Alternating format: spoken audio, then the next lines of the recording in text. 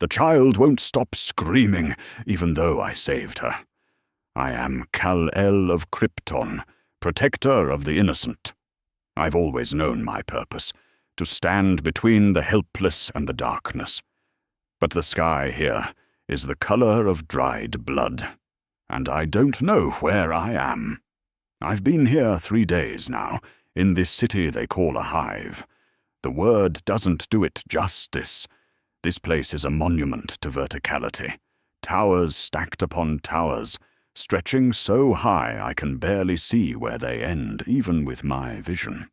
Everything is carved with eagles and skulls, religious iconography covering every surface like a desperate prayer-made architecture.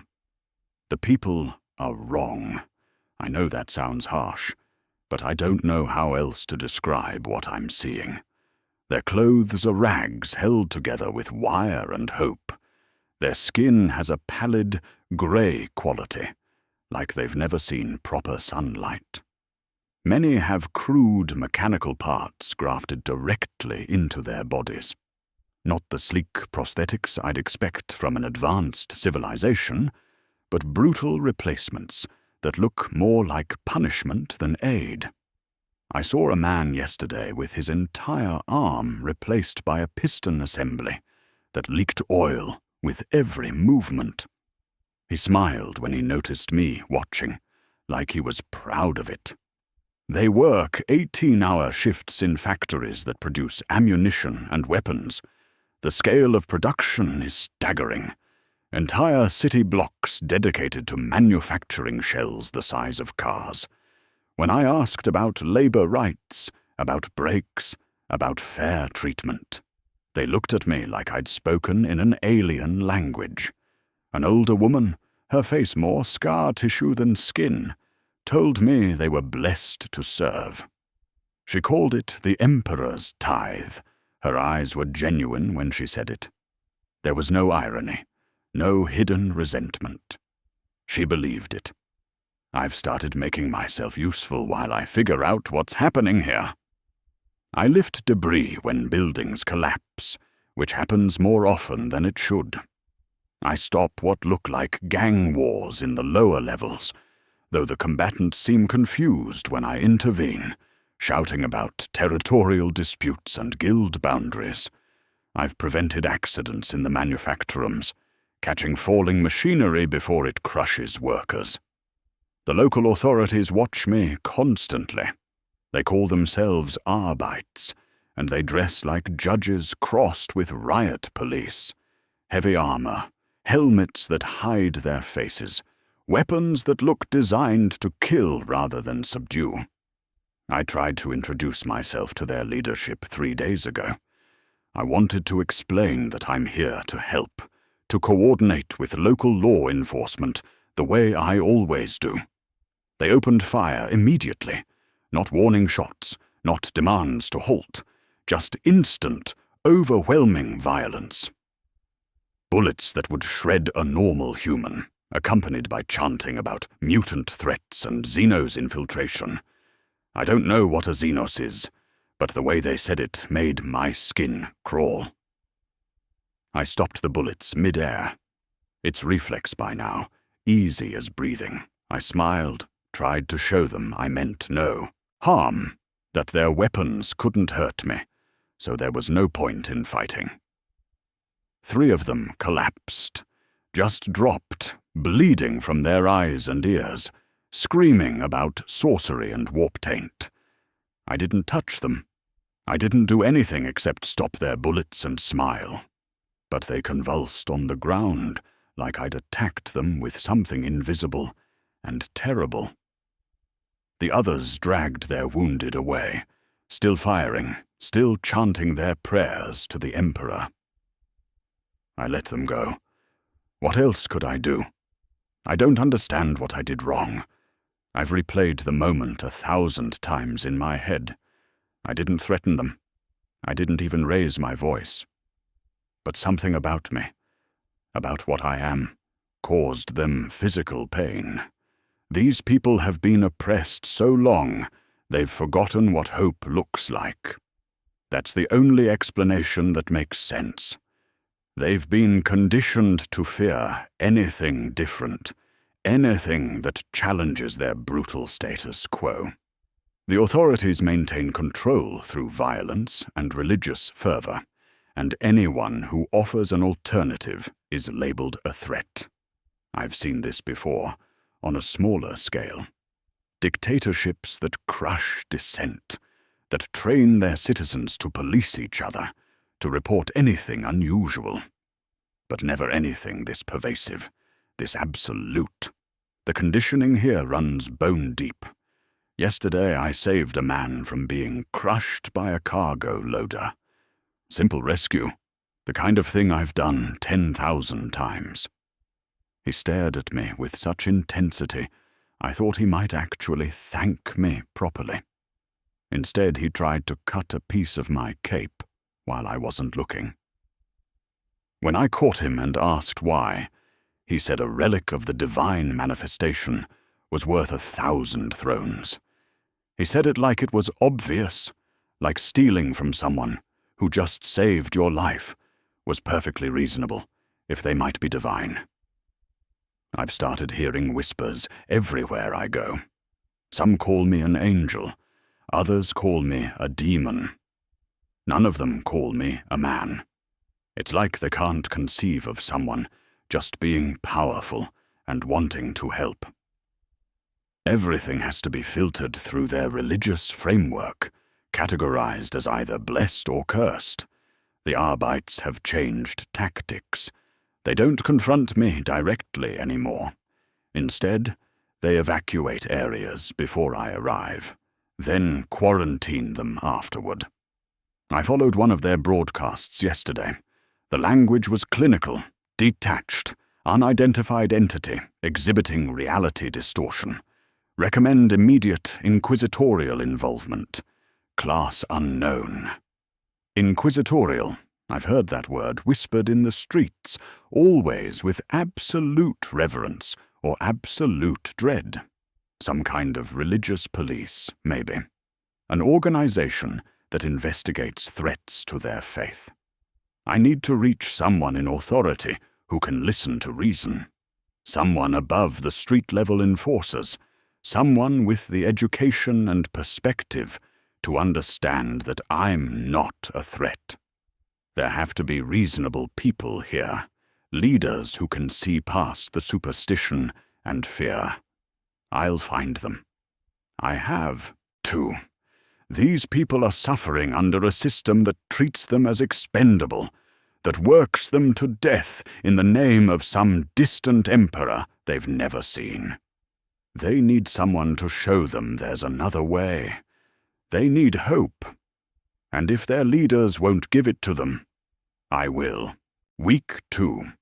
I've established a pattern now, regular patrols through the lower levels of the hive. I save workers from industrial accidents that happen with disturbing frequency, faulty machinery, inadequate safety measures, exhausted laborers making fatal mistakes. I stop criminals preying on the desperate. I prevent violence before it escalates. The people's reactions are getting worse. They don't thank me anymore. They worship me. Actually worship, with prayers and prostration and offerings of whatever meager possessions they have. I've told them repeatedly to stop, that I'm just someone trying to help, but they smile and nod and do it anyway. Yesterday a man tried to cut off a piece of my cape while I was helping clear rubble from a collapsed hab block. His hands were shaking with reverence as he worked the blade. When I stopped him and asked what he was doing, he looked surprised that I'd even question it. A relic of the divine manifestation is worth 1,000 thrones, he said. He could feed his family for a year on what the ecclesiarchy would pay for proof of a miracle. I've started hearing terms I don't understand. They call me the Blue Angel, the Red Sky Saint, the False Star.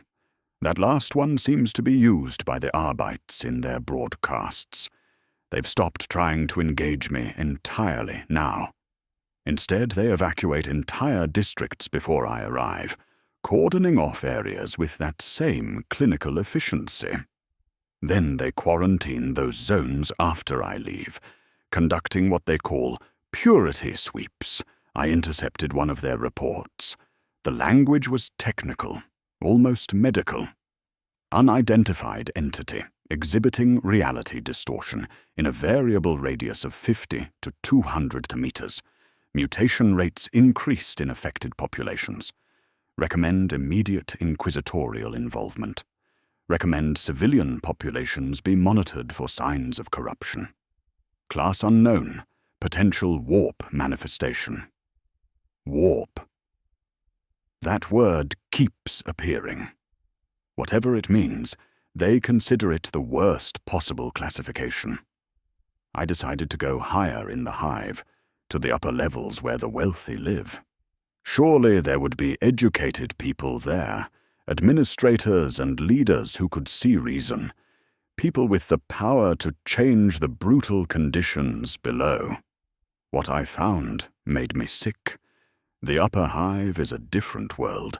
Clean air, artificial sunlight, gardens growing real plants instead of the nutrient paste I've seen people eating below. The nobles dress in elaborate robes and coats. Their augmentations are artistic rather than industrial. They live in luxury that would be obscene anywhere, but here, stacked directly above the misery below, it's grotesque. I arrived during what they called a ceremony. In a grand cathedral, all vaulted ceilings and stained glass depicting a golden figure on a throne. They had assembled dozens of workers from below. Dirty, exhausted people in chains, looking confused and terrified. A priest in red robes was reading from a massive book the workers had failed to meet. Their productivity quotas for 3 consecutive months. They had been tested and found wanting. Their weakness endangered the entire hive's ability to meet the Emperor's tithe. Therefore, they were to be granted the Emperor's mercy.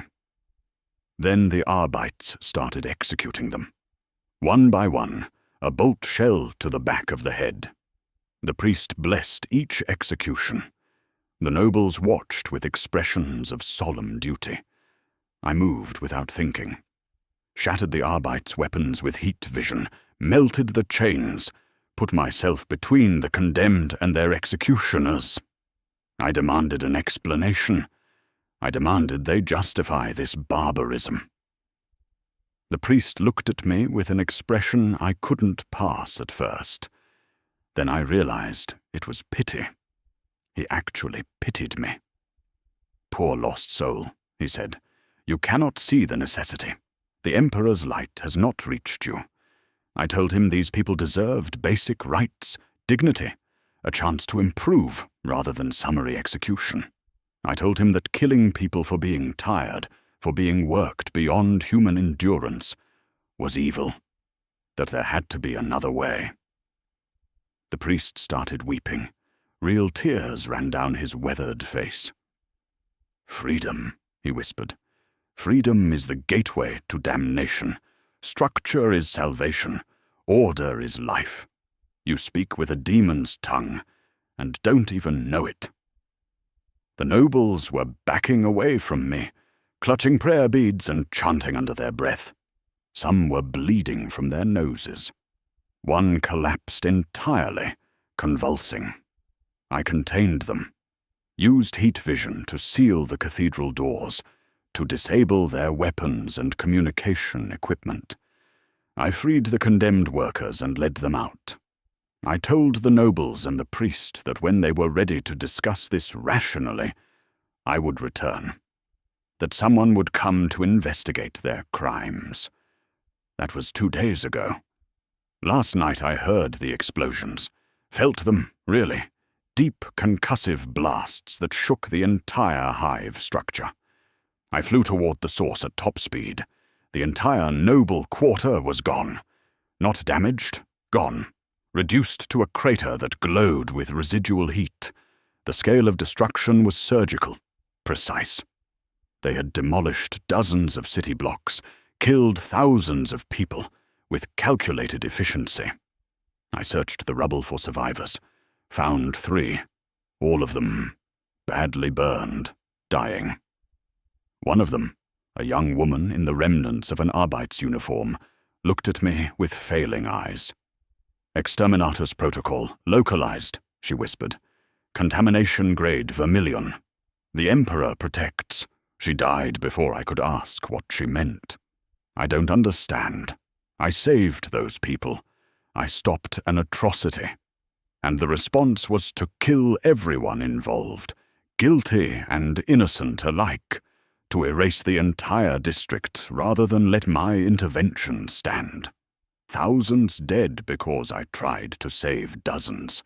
I keep replaying it, trying to find where I went wrong, trying to understand the logic that says mass murder is preferable to showing mercy. But every angle I examine it from leads to the same conclusion. These people are so broken by their system that they'd rather die than accept help. They've been taught that compassion is corruption, that mercy is weakness, that any deviation from their brutal doctrine is worse than death. I need to try harder, need to show them more clearly, need to prove that there's another way. I just need more time. A month in, and I've encountered something new, something that makes the Arbeits look like children playing dress-up. I was in the lower hive, drawn by screams. Not unusual, unfortunately. Screams are constant background noise here. But these were different. These held a quality of terror that transcended normal fear. When I arrived, I found armored figures killing civilians, giants in power armor painted deep crimson, bearing the symbol of a clenched fist. They moved with mechanical precision, each shot perfectly placed, no wasted motion. Bodies were piling up fast. I moved to stop them, putting myself between the civilians and their executioners. But when I got close enough to see the civilians clearly, I froze. They were wrong. Not wrong like the augmented workers or the desperate poor. Wrong in a way that made my eyes hurt to look at. Their faces were melting, reforming, shifting between expressions that no human face should be able to make. Their mouths moved, but the sounds that came out weren't any language I recognized. The noises felt physical, like they were scraping against the inside of my skull. One of them reached toward me, and I saw its hand split open, revealing something underneath that looked like teeth and eyes, and things I don't have words for. The armored giant nearest me killed it with a single shot. The body dissolved into smoke that smelled like copper and burnt hair. When the last of the civilians was dead, the giant turned to me. His helmet bore a skull motif, and his armor was covered in purity seals and oath papers. His voice through the helmet speaker was surprisingly calm, almost gentle. "Identify yourself, entity," I tried to explain. Told him I'm here to help, to protect the innocent, to bring hope to this suffering world, that I'm not an enemy, that I want to work with the authorities to make things better. He listened in complete silence. When I finished, he tilted his head slightly. "You describe yourself as hope. We have a word for beings who offer hope through unnatural means. Demon. I insisted I'm not whatever a demon is, that I'm just someone with abilities, trying to do good in a place that desperately needs it, that the system here is broken and cruel and needs to change." "Your good has destabilized 3 city blocks," he replied. "Mutation rates have increased 340% in areas of your presence. Reality fluctuation detected in a half-kilometer radius around you at all times. Civilians exposed to you exhibit signs of warp taint within 72 hours. I told him, I don't know what any of that means. That I've only been helping people, saving lives, offering protection to those who have none. He raised his weapon, a massive gun that looked like it could punch through tank armor. In the Emperor's name, submit to purification or be destroyed, I tried to reason with him. Explained that I'm not an enemy, that violence isn't necessary, that we could work together. He responded by opening fire. The others appeared then. 5 more giants in crimson armor, materializing from positions I hadn't noticed. They moved with coordinated precision, flanking me, overlapping fields of fire. Professional, experienced. The fight lasted 4 minutes. I held back as much as I could. Only disarmed them, only dodged, tried desperately not to hurt them, despite their clear intent to kill me. But they adapted quickly, switching to weapons that fired rounds bigger than my fist, explosives that cratered the street. One of them got too close, and I reacted on instinct. Pushed him away, not even that hard by my standards. His armor crumpled like paper. I heard bones break inside it, a sound I'll never forget. The others fought harder after that, with fury, yes, but also with something like joy, like I'd proven something they already believed. I was trying to subdue another when I noticed the civilians. They'd gathered to watch, dozens of them, standing at the edge of the combat zone, watching me fight these armored warriors, with expressions I couldn't read. The giant I'd injured, the one with the broken body inside ruined armor, pulled something from his belt. A grenade, I realized, too late. He didn't throw it at me. He threw it into the crowd of civilians.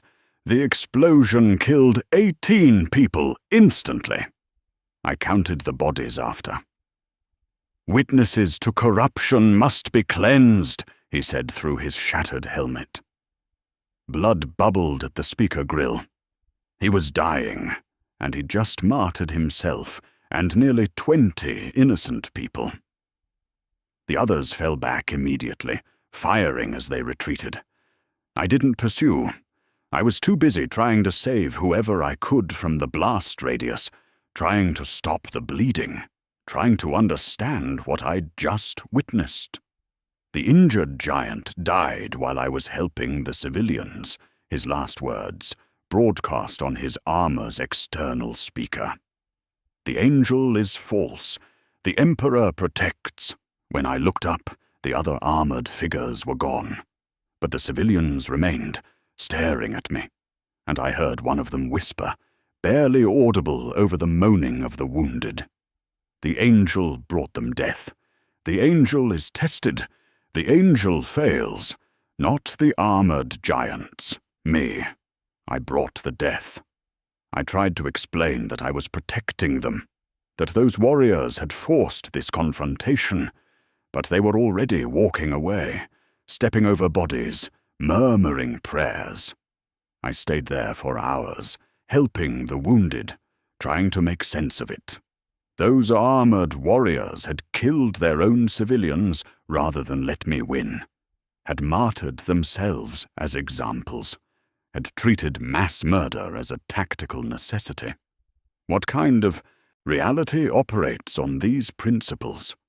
What kind of civilization trains its warriors to kill bystanders, to deny an enemy a victory? I keep telling myself they're extremists, that they don't represent everyone here, that there have to be reasonable people somewhere in this nightmare who can see past the fanaticism. But I'm starting to wonder if I'm the one who's wrong, if there's something here I'm not seeing, some context I'm missing that would make this make sense. No, that's ridiculous. Murder is murder. Cruelty is cruelty. I know what I saw. I just need to be more careful. Need to avoid confrontation. Need to find a way to help that doesn't trigger these violent responses. There has to be a way. 6 weeks and I've stopped trying to work with the authorities. They've made their position clear. If I want to help these people, I'll have to do it despite their leaders, not with them. I've found the truly desperate in the Underhive. The places so deep that even the Arbites rarely patrol, where the forgotten live in darkness, lit only by chemical fires and bioluminescent fungi. The outcasts, the abandoned, the mutants. I thought I'd seen suffering before, but nothing prepared me for this. People born with deformities, extra limbs, wrong-colored eyes, skin that doesn't quite look right. They're hunted here, killed on sight by roving purge teams. Their only crime is being born different.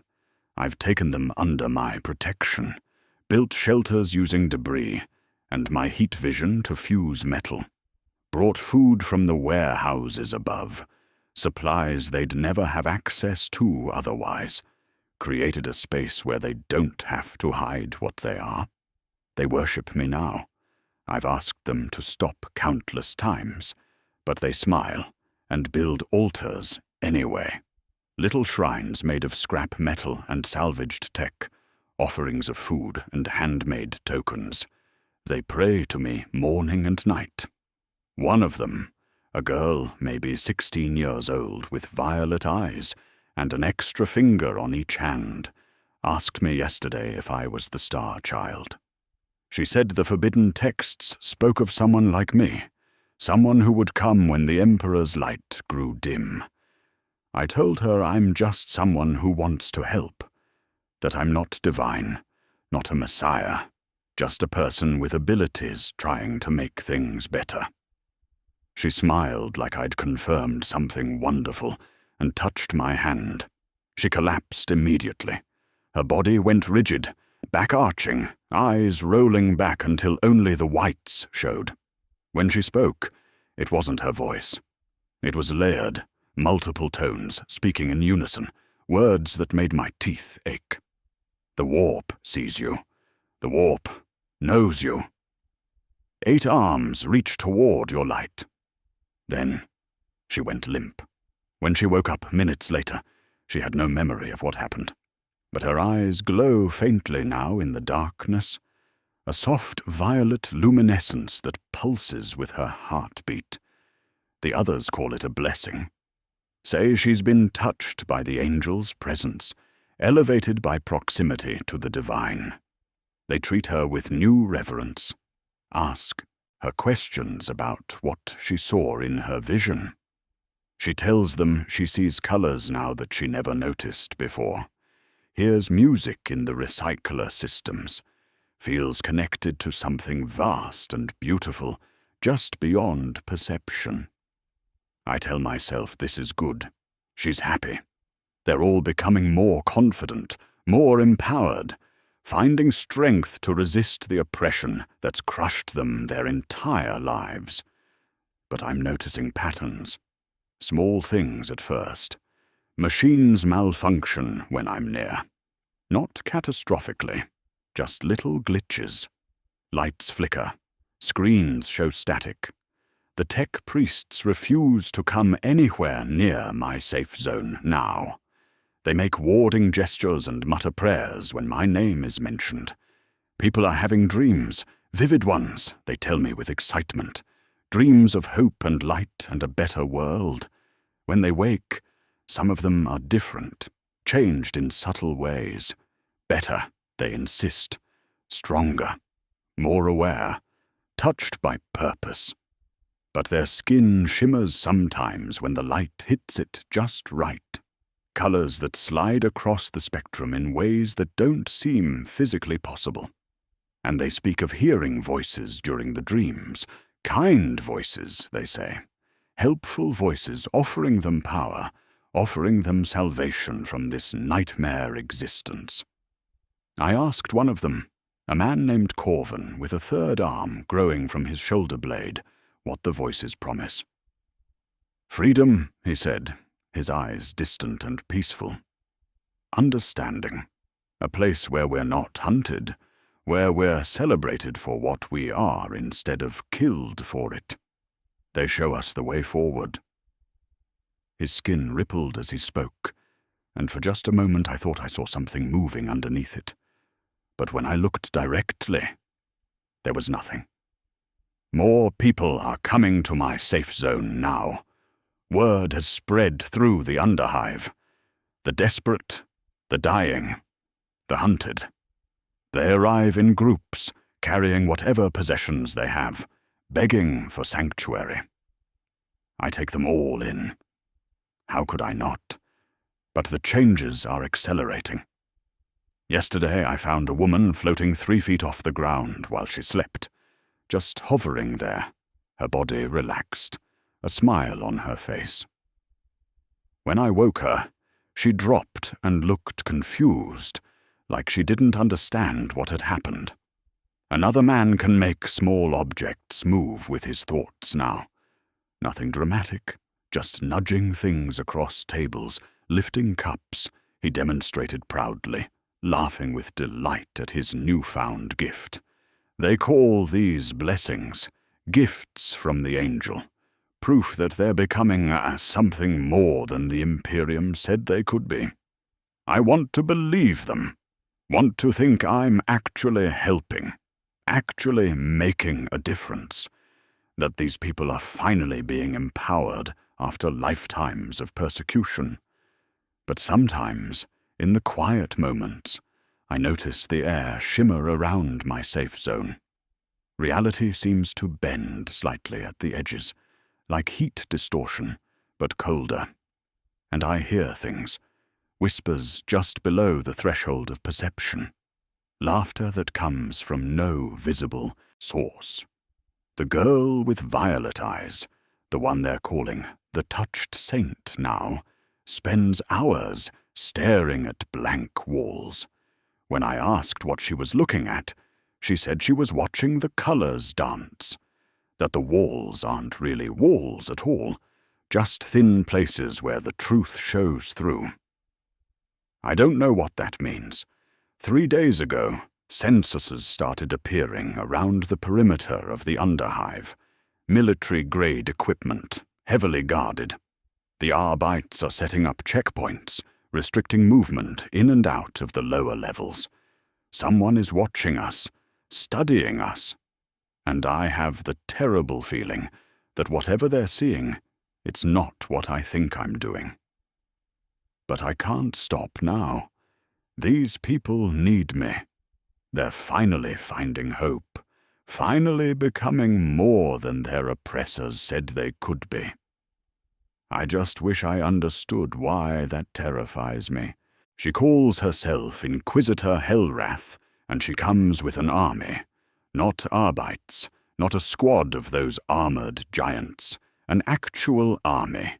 I can see them from the air as I rise to meet the fleet, sisters of battle in crimson armor, thousands of regular soldiers in grey uniforms, war machines that bristle with weapons, and ships in orbit that blot out the already dim sun. The broadcast goes out across every channel in the hive. Citizens of Hive Terminus. The Xenos entity has been identified. Evacuation impossible.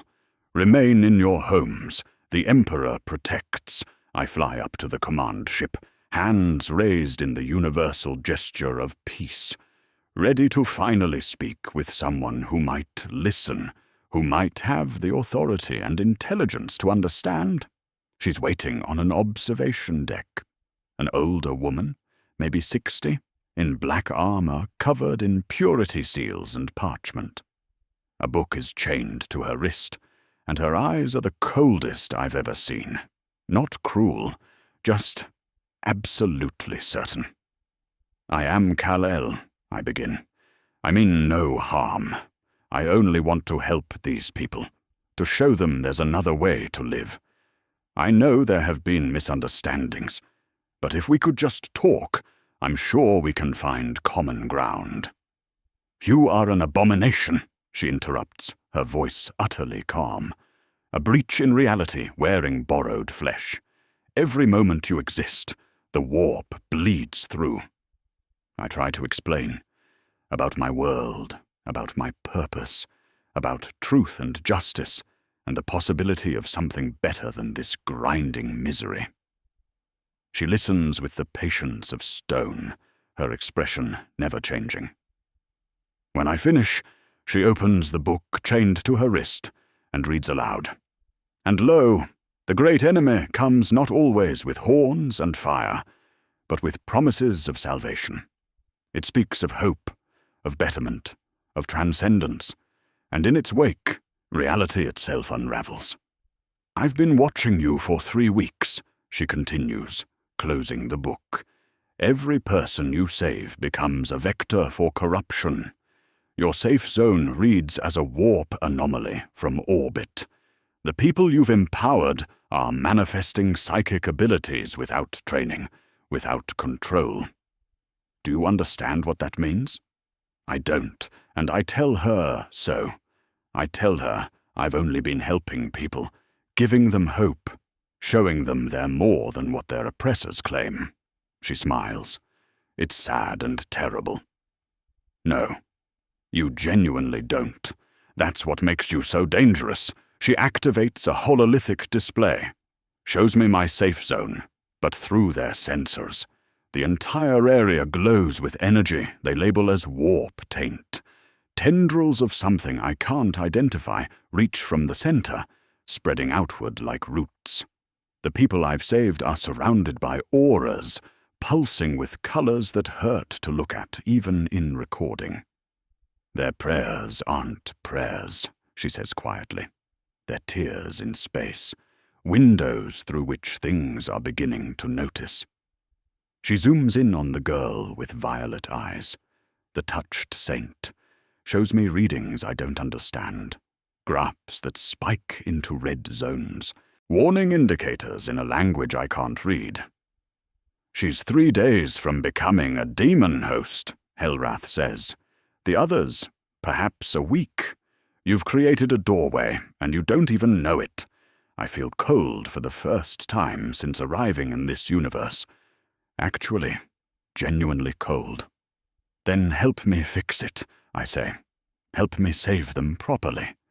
There has to be a way to help them without whatever this is happening. Hellrath closes her eyes for a long moment. There is no properly. There is no fixing this. There is only containment and purification. She gives the order. The bombardment begins. I move faster than I ever have. Faster than sound, faster than thought, trying to shield the underhive, trying to stop the shells and missiles and beams of light that lance down from orbit. I save hundreds, thousands, pull them from collapsing tunnels, shield them with my body, move them to safety. But I can't be everywhere. Entire sections vaporize. The heat is incredible, turning rock to glass, metal to vapor. The people I've protected for weeks burn. I hear them screaming my name, some in prayer, some in accusation. I find the girl with violet eyes in the rubble. She's dying, her body crushed beneath debris I couldn't reach in time. I hold her, trying to keep her warm, trying to tell her it will be okay. Her eyes focus on me, and she smiles. "Thank you," she whispers, "for showing us the way." Then something happens. Her body convulses, and something emerges from her. Not metaphorically. Actually emerges, tearing through her skin like a chrysalis, a thing made of light and claws and geometries that shouldn't exist in 3-dimensional space. It unfolds into reality, with a sound like tearing paper magnified 1,000 times. It looks at me, with 1,000 eyes arranged in patterns that make my head pound. Father, architect, doorway, we come. I destroy it without thinking. Heat vision at full power, sustained until there's nothing left but ash and the smell of burning in reality. But I understand now. Finally, horribly, I understand what I am to them. The bombardment continues for 7 hours. I save everyone I can, but it's not enough. It's nowhere near enough. When it finally stops, I'm floating in the ashes of my safe zone, surrounded by the dead, by the people I swore to protect. And for the first time, I truly look at the air around me, at the shimmer I've been ignoring, at the colors bleeding at the edges of perception. The reality distortion is visible even to me now. Inquisitor Hellrath's ship descends. She walks through the ruins toward me, alone and unafraid. "You could kill me," she says. "You could destroy this ship, this army, this entire world. I could. I know I could. But you won't," she continues, "because despite everything, you still believe you're a hero." I ask her the question that's been consuming me since that thing emerged from the girl's body. Why is hope corruption here? Hellrath considers for a long moment, standing in the ash of thousands of dead. Her expression is thoughtful, almost kind. "Hope isn't corruption," she says finally. "But your hope, untethered from understanding, from the Emperor's light, from 10,000 years of bitter necessity, your hope is a beacon to the warp. Entities older than humanity swim toward it like sharks to blood. I don't understand. I tell her about my world, about truth and justice, and the belief that people deserve better, about the possibility of progress, of improvement, of a future brighter than the present. She listens with the tired patience of someone who's watched civilizations fall. "In your universe, perhaps you were a god," she says when I finish. "Here, you are a breach. Your very existence is an invitation to damnation." I argue with her, insist that there has to be another way, that the system here is broken, that people don't have to suffer like this, that the Imperium's cruelty creates the very desperation that makes people vulnerable.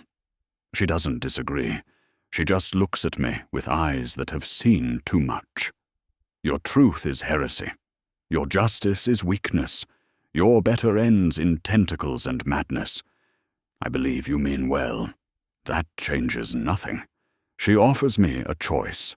Leave this universe if I can find a way, return to wherever I came from, or accept the Emperor's mercy, a clean death before I cause more harm. She says it without malice, like she's offering legitimate options. I look at the ruins around me, count the bodies I can see. Thousands dead because I tried to save them. The girl with violet eyes, her final smile before that thing tore through her. The others who'd found hope in my presence, only to become doorways for nightmares. What if I just stayed quiet, I ask? Didn't use my abilities, lived as a normal person, kept my head down. Hellrath's expression becomes almost sympathetic. "You are hemorrhaging warp energy, simply by existing. Your presence is the wound, not your actions. Simply being near you destabilizes reality. Within a year, this entire hive would be a demonic incursion site. Within 5, the planet would fall." She turns to leave, then pauses. "For what it's worth, in a better universe, you would have been right. We could have used someone like you." She meets my eyes one last time. "But this is not a better universe. This is the only universe that survived." She gives me 1 solar day to decide. 24 hours to choose between abandoning this place or dying to protect it from myself. I spend the day searching for answers, using my vision to scan the planet properly for the first time, really looking instead of just seeing what I wanted to see. The factories aren't cruel. They're desperately necessary. I watch orbital feeds of the void beyond this system. Things move out there. Massive things that make my skin crawl even through recordings. The ammunition they produce in endless shifts isn't oppression, it's survival. The executions I witnessed weren't barbarism. I find medical records, inquisitorial reports. The people killed were exhibiting the same signs as the girl with violet eyes. Early-stage possession, caught early enough to contain. If they'd been allowed to fully transform, hundreds more would have died. The prayers, the oppression, the grinding misery. It's not a system designed to crush the human spirit. It's a dam holding back an ocean of annihilation. Every brutal measure, every cruel necessity exists because anything less was tried and failed over 10,000 years. I find records buried in inquisitorial databases, accounts of other beings like me, entities of light and hope who arrived to save humanity from itself. Every single account ends the same way: demonic incursion, corrupted populations, worlds burned to ash to stop the spread. There are 17 documented cases. 17 times someone like me appeared with good intentions. 17 times entire planetary populations had to be destroyed to prevent something worse. I am not unique. I am a pattern, a recurring nightmare that this civilization has learned to recognize and cauterize. The sun sets over Hive Terminus. The sky turns from red to purple to black. I float above the hive, watching millions of people continue their grinding existence, working their shifts, saying their prayers, surviving another day in a universe that wants them dead. They don't need saving. They're already doing the only thing that works, the only thing that's kept humanity alive for 10 millennia of absolute horror. I think about Hellrath's offer, leaving or dying. Both feel like surrender. Every instinct in me rebels against giving up, against admitting defeat. But staying means killing them. Slowly, inevitably, my presence would doom everyone I wanted to help. I make my decision. I won't leave. I don't know how, and I won't abandon them even if I could find a way. I won't die. Every fiber of my being refuses to simply surrender to oblivion. Instead, I fly upward, beyond the atmosphere, beyond the planet's orbit, into the cold dark between worlds. I'll stay here, in the void, where my hope cannot touch anyone, where the wound I represent cannot spread. Inquisitor Hellrath's final transmission reaches me as I settle into the darkness. Your restraint is noted. Should you descend again, we will not hesitate. May you find peace in your exile. Peace. I almost laugh. I'm invulnerable and impotent, powerful and useless. I can see the hive below, watch the people I wanted to save, continuing their brutal existence. But I cannot help. I am forbidden from trying. I understand now what I am here. Not Superman. Not a hero. A disease that chose quarantine. I float in the void and watch the Imperium grind forward without me. Days pass. Then weeks. Time becomes strange out here in the dark. No sunrise or sunset to mark its passage. Just the slow rotation of the planet below and the cold light of distant stars.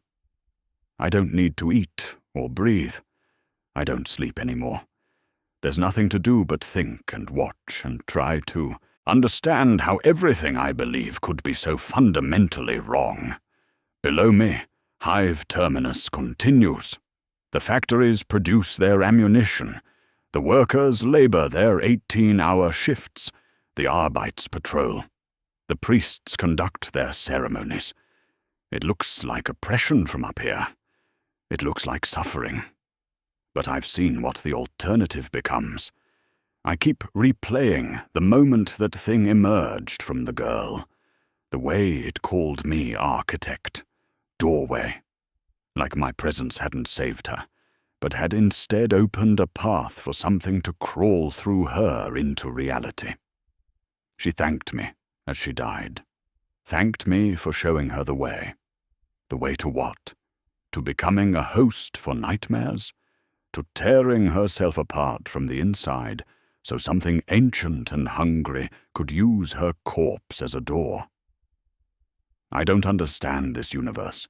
I don't understand how hope becomes poison, how compassion enables horror, how every instinct I have leads to atrocity. But I'm learning. Slowly. Painfully. On the 43rd day, I noticed something moving in the darkness beyond the planet. Not ships, something else. Shapes that slide between shadows, that don't reflect light properly. They're distant, but I can feel them noticing me. They're drawn to me. Whatever I am, whatever energy I radiate, it attracts them like moths to flame. I start moving, flying deeper into the void, leading them away from the populated world. They follow. Some kind of creatures made of geometry and hunger, existing in dimensions I can barely perceive. The things Hellwrath called demons. They can't hurt me. My invulnerability holds even against whatever impossible physics they operate under. But they keep coming. More of them. Dozens. Hundreds, following my light into the empty dark. I realize what I'm doing, what I can do. If I keep moving, keep flying deeper into uninhabited space, I can draw them away. Use myself as bait. Lead the darkness away from the worlds where fragile humans struggle to survive. It's not heroic. It's not justice. But perhaps in this universe where everything I believe is wrong, it's the only good I can do. I fly deeper into the void. The daemons follow. Always following. Some lose interest and peel away, drifting back toward the inhabited regions. But others replace them, drawn by whatever beacon I represent. I don't know how long I can keep this up. Years, centuries, forever. But I'll try.